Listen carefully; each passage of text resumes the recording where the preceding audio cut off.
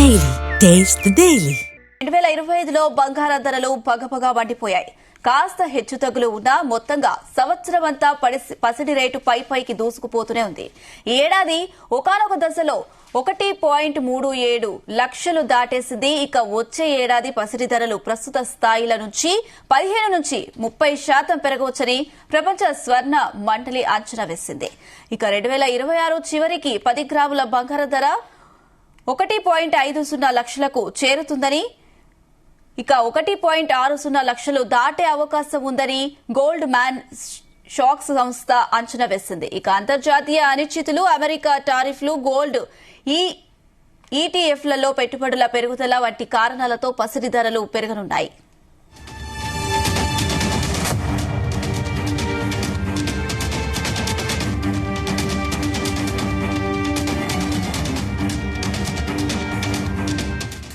Right, ఇదే అంశానికి సంబంధించి మనతో పాటు డిస్కస్ చేయడానికి స్టాక్ మార్కెట్ ఎక్స్పర్ట్ జీవి సత్యనారాయణ గారు ఉన్నారు. సార్ నమస్తే అండి. నమస్తే.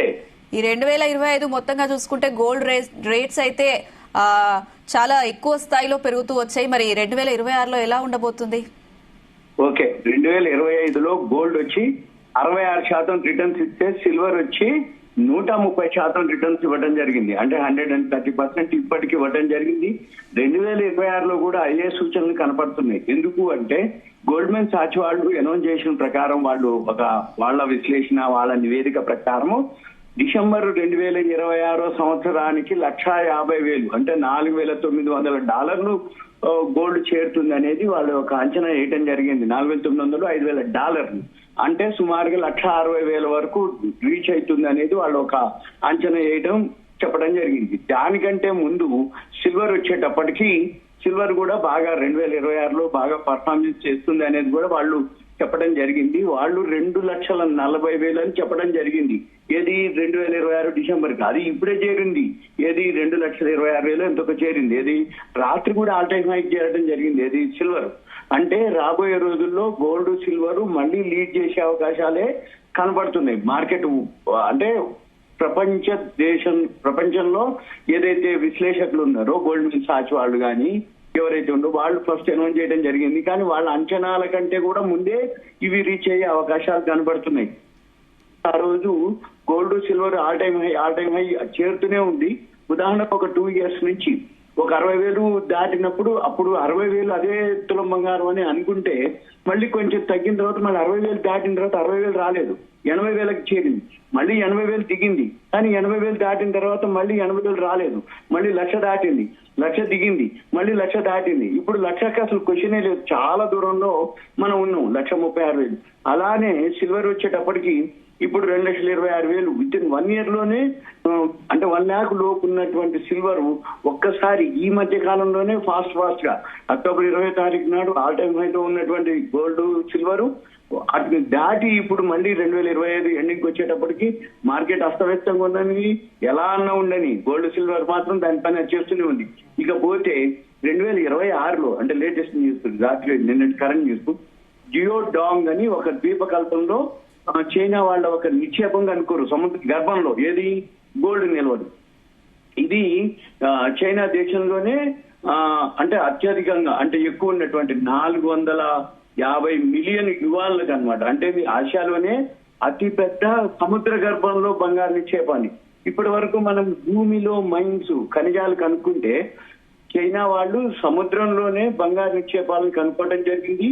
అది ఏదైతే జియో డోంగ్ అనమాట, ఆ ద్వీపం, ఆ ఏరియా, అది బీజింగ్ దేశవ్యాప్తంగా ఇది ముమ్మరం చేస్తుంది అనేది అనమాట. అంటే ఇది చైనా రాబోయే రోజుల్లో ఆర్థికంగా ఎంత బలోపేతం అవుతుంది అనేది ఈ మైన్స్ చెప్తుంది. అంటే సముద్ర గర్భంలో దొరుకుతున్నాయి మైన్స్ వాళ్ళకి. మామూలుగా ఈ మధ్య కాలంలో 3 మైన్స్ దొరికినాయి, 3,400 మెట్రిక్ టన్నులు. మళ్ళీ ఇది వచ్చి ఇది కూడా 3,900 టన్నులకి సమానం అని చెప్పేసి ఇంకా పూర్తిగా డేటా వాళ్ళు అనౌన్స్ చేయలేదు. కాకపోతే ఈ సముద్ర గర్భంలో ఏదైతే బంగారు నిల్వలు ఉన్నాయో బాగా ఎక్కువ ఉన్నాయి అనేది ఉన్నది అనేది వాళ్ళ యొక్క అంటే అనౌన్స్ చేయడం జరిగింది అన్అఫీషియల్ గా.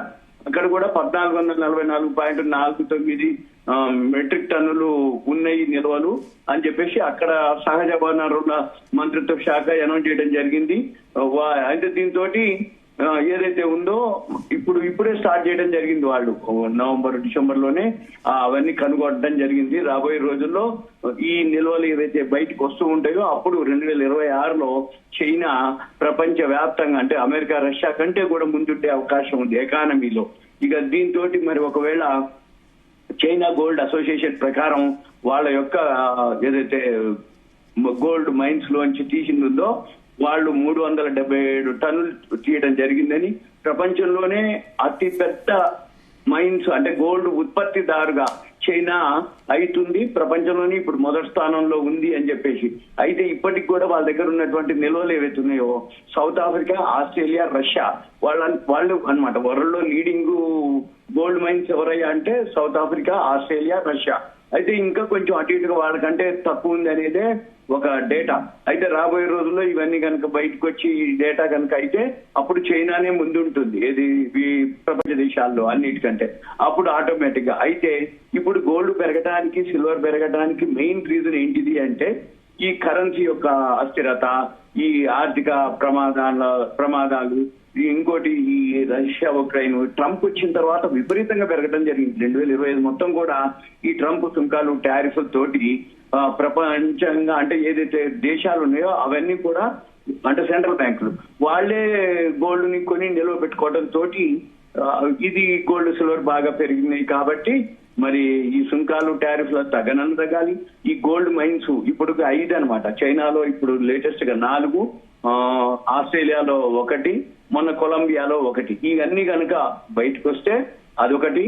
రెండోది ట్రంప్ సుంకాలు, టారిఫ్లు ఒకటి, రష్యా ఉక్రెయిన్ ఒప్పందాలు అంటున్నారు అది ఒకటి.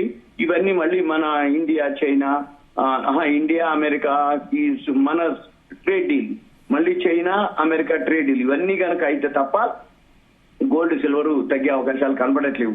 ఇవన్నీ ఇప్పుడు అయ్యేటట్టు లేవు. కాబట్టి మన పని ఎంతసేపటికి ఎస్ఐపి మెయిన్ ఏంటిదంటే ఈ డిజిటల్ వీటితోటి అవేర్నెస్ పెరిగి ఇన్వెస్ట్మెంట్ చేసే వాళ్ళు ఎక్కువైంది. కాబట్టి ఈ గోల్డ్ సిల్వర్ బాగా పెరిగే అవకాశాలు ఉన్నాయి. 2026లో కూడా వాళ్ళు చెప్పిన డేటాకి ముందే టచ్ అయిపోయి మళ్ళీ ఒకవేళ ఏదన్నా తగ్గితే కొంచెమే తగ్గే అవకాశాలు ఉన్నాయి. ఓవరాల్ గా అయితే మిగిలిన వాటికంటే కూడా ఇంకొకటి కూడా షేర్ మార్కెట్ కూడా బాగా అస్తవ్యస్తంగా ఉండటం, దాంతో ఈ గోల్డ్ సిల్వర్ లోకి ఇన్వెస్ట్మెంట్ వెళ్ళటం జరిగింది. ఇది మెయిన్.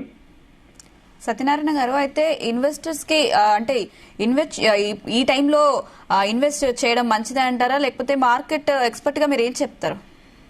తప్పదు అనుకుంటే కొనుక్కోవాలి. అంటే మ్యారేజెస్ ఈవెంట్స్ ఇప్పుడు 3 ఉన్నాయి. ఫిబ్రవరి నుంచి మ్యారేజ్ సీజన్ ఉంటుంది, తప్పదు కాబట్టి కొనుక్కోవాలి. ఎంత కొనాలి? కొనుక్కునే దాంట్లో సగం 60%, ఎందుకంటే ధర పెరిగింది కాబట్టి. కాకపోతే మళ్ళీ ధర తగ్గినప్పుడు కొనుక్కోవాలి. ఇది ఒకటి. ఇక రెండోది, ఎవరైతే ఇన్వెస్ట్ చేద్దాం అనుకుంటే డైలీ అబ్జర్వ్ చేయాలి.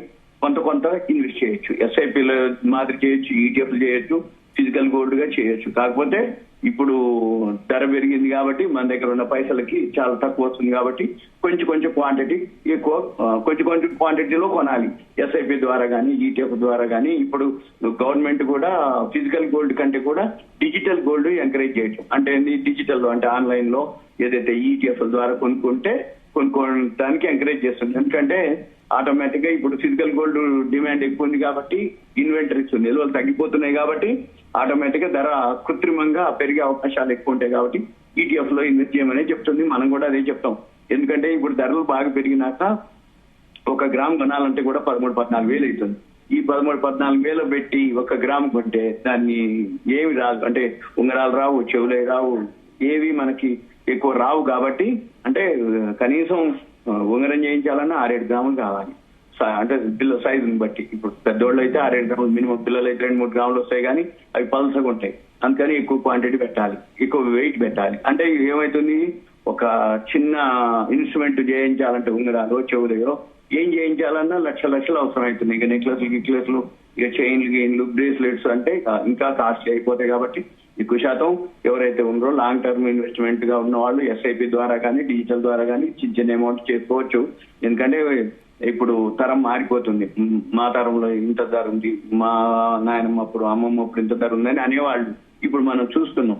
ఇప్పుడు మళ్ళీ రాబోయే తరం తర్వాత ఇంకెన్ని చూస్తామో, అంటే రూపాయి విలువ పడిపోవటము, డాలర్ పెరగటం, ఈ రష్యా అంటే ఇట్లా ప్రపంచ వ్యాప్తంగా అనిశ్చిత పరిస్థితులు, యుద్ధ వాతావరణాలు, జియో పొలిటికల్ వార్లు, వీటన్నిటితోటి గోల్డ్ సిల్వర్ బాగా డిమాండ్ రావడం జరిగింది. ఇవన్నీ ఆగితే తప్ప, ఈ సుంకాలు టారిఫ్లు ఇవన్నీ క్లియర్ అయితే తప్ప అప్పుడు గోల్డ్ సిల్వర్ పడే అవకాశాలు చాలా వరకు తక్కువనే కనపడుతున్నాయి. కాకపోతే ఇన్వెస్ట్మెంట్ ఇంకొకటి మెయిన్ ఏంటంటే ఈ మైన్స్ ఒకటి బయటకు రావాలి. మైన్స్ నుంచి బయటకు వచ్చి ప్రొడక్షన్ బాగా కనుక జరిగితే ఆటోమేటిక్ గా ఇంత టైం తీసుకుంటది. కాకపోతే మనం అబ్జర్వ్ చేస్తూ ఉండాలి, దీన్ని డైలీ గమనిస్తుండాలి వరల్డ్ లో ఏం జరుగుతుంది.